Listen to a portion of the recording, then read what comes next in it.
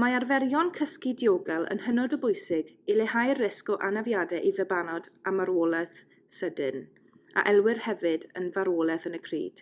Mae yna rhai ffactorau risg hysbys yn gysylltiedig ar arferion cysgu a diogel.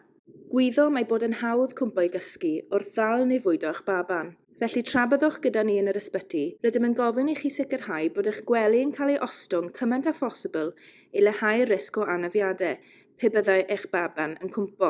Peidiwch â chysgu gyda'ch baban yn y gwely. Rhowch eich baban yn ôl yn ei grud pan fydd wedi gorffen bwydo.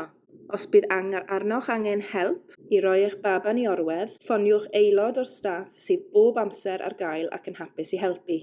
Dilynwch yr arferion gorau hyn yn yr ysbyty a gartref. Sicrhewch fod eich baban yn cysgu mewn crud neu got addas ac iddo fatres priodol sy'n gadarn ac yn wastad. Dylai'r crud fod yn yr un ystafell â chi am o leiaf y 6 mis cyntaf, a dylech anelu at dymheredd ystafell diogel, sef rhwng 16 a 20 gradd Celsius. Dylech osod eich baban ar ei gefn yn ei grud i gysgu, gyda'i draed yng ngwaelod y crud. Peidiwch byth â rhoi eich baban i gysgu ar ei stumog neu ei ochr. Nid argymhellir cwiltiau, dwfau, clustogau, bymperi crud, nythod na theganau yn y crud. Ni ddylai unrhyw dillad gwely allu gorchuddio pen eich baban. Peidiwch â gadael i anifeiliaid anwes rhannu gofod cysgu eich baban. Pan fyddwch yn dal eich baban, gwnewch yn siŵr eich bod yn gallu gweld ei wyneb a bod ei wddn yn syth, a'i ben yn union syth fel y gall anadlu'n hawdd.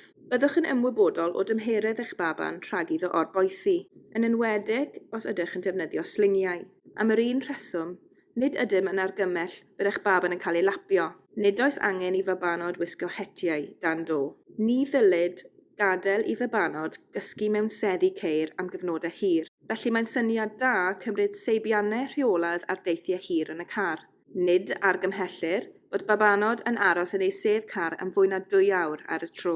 Peidiwch â gadael i neb ysmygu o gwmpas eich baban. Mae hyn yn cynyddu risg o syds. Os oes unrhyw un yn ysmygu yn y cartref, argymhellir ei bod yn ysmygu y tu allan.